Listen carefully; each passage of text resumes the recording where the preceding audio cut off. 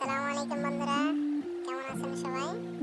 আজকে 11 তারিখ। আজকে কাজটা ডেইলি কিভাবে নেবেন তা আপনাদেরকে আমি স্টেপ বাই স্টেপ দেখাচ্ছি।